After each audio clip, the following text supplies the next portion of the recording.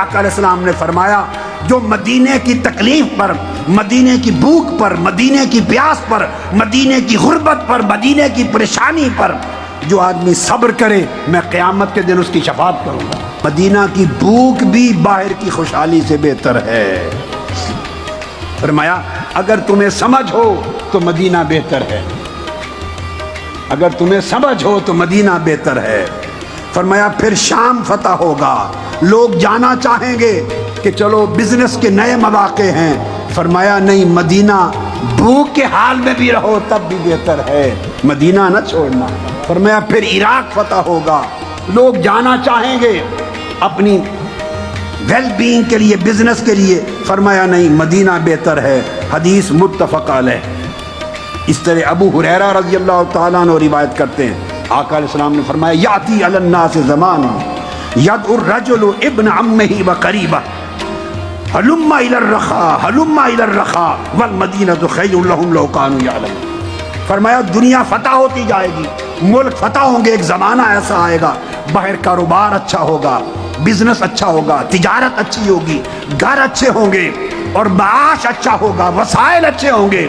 فرمایا پھر لوگ اپنے بھائیوں کو، کزنز کو، رشتہ داروں کو بلائیں گے، آؤ اس ملک میں یہاں خوشحالی ہے۔ میرے آقا نے فرمایا خوشحالیوں کے پیچھے نہ بھاگنا، مدینہ بہتر ہے اگر تمہیں عقل ہو، مدینہ میں رہنا بہتر ہے اگر تمہیں عقل ہو، مدینہ چھوڑ کے نہ جانا۔ حتیٰ کہ آقا علیہ السلام نے فرمایا جو مدینے کی تکلیف پر، مدینے کی بھوک پر، مدینے کی پیاس پر، مدینے کی غربت پر، مدینے کی پریشانی پر جو آدمی صبر کرے میں قیامت کے دن اس کی شفاعت کروں گا۔ لا يصبر على لأوائها وشدتها احد الا كنت له شفيعا يوم القيامة۔ رواہ مسلم۔ تو آقا علیہ الصلوۃ والسلام نے یہ جو فضیلت بیان کر دی مدینہ کے لیے، یہ ساری فضیلت تعلق کی ہے۔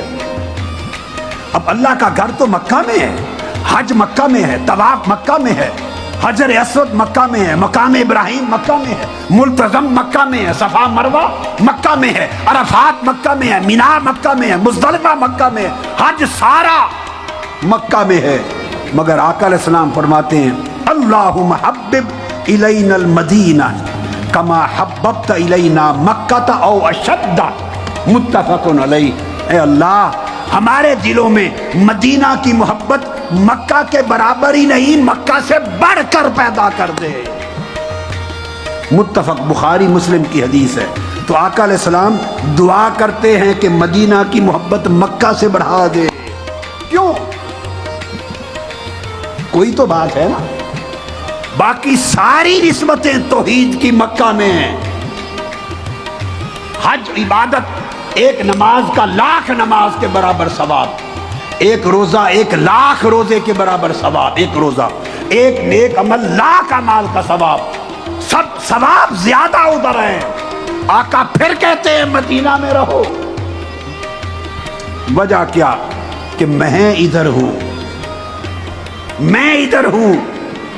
حدیث صحیح ہے عن ابن عمر رضی اللہ تعالی عنہ قال قال رسول اللہ صلی اللہ علیہ وسلم من استطاع ان يموت بالمدینہ فلیمت بها فانی اشفع لمن يموت بها۔ اس کو رواہ احمد والترمذی واللفظ له والنسائی وابن ماجہ وقال الترمذی هذا حدیث حسن صحیح۔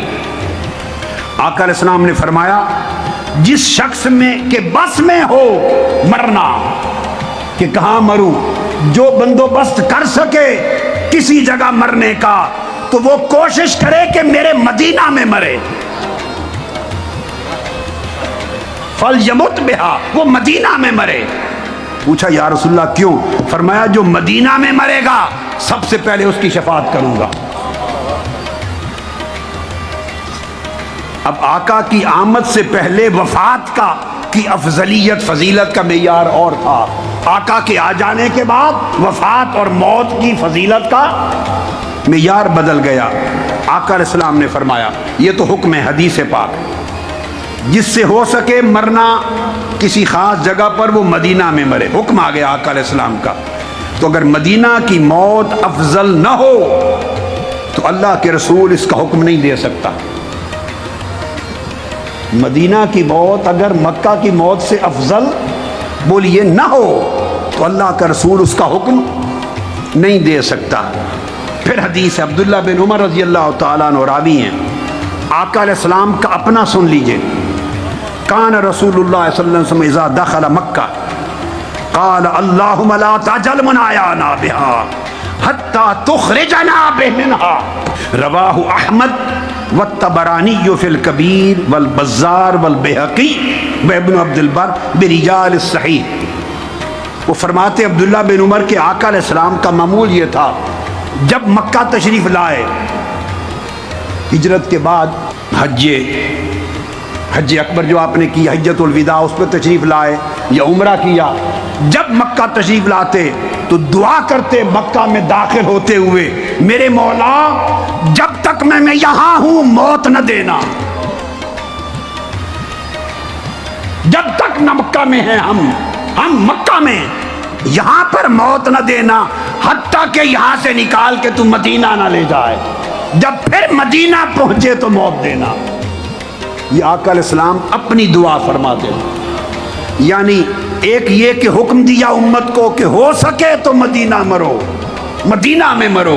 ایک اپنی دعا فرمائی، مولا مکہ میں جب تک ہیں موت نہ آئے، نکل کے مدینہ جائیں، وہ میرا محبوب شہر ہے، تو پھر موت دینا. اور پھر حدیث صحیح ہے، اس کو اس کے ساتھ ملائیے. جب آقا علیہ السلام نے فتح مکہ کیا، یوم الفتح فتح مکہ کیا، تو قال للانصار، مدینہ کے لوگ ساتھ آئے تھے، انصار مہاجرین بھی تھے، مگر انصار جو اہل مدینہ ہیں، مدینہ کے رہنے والے، ان کو خطاب کیا، فرمایا المحیا محیاکم والممات مماتکم. آقا علیہ السلام نے فرمایا مدینہ والو، جینا بھی تمہارا جینا ہے اور مرنا بھی تمہارا مرنا ہے. یہ آقا علیہ السلام نے فرمایا. سمجھ آئی بات کی؟ زندگی تمہاری عمدہ زندگی اور موت بھی تمہاری ہے، جینا بھی مدینہ کا اور مرنا بھی مدینہ کا.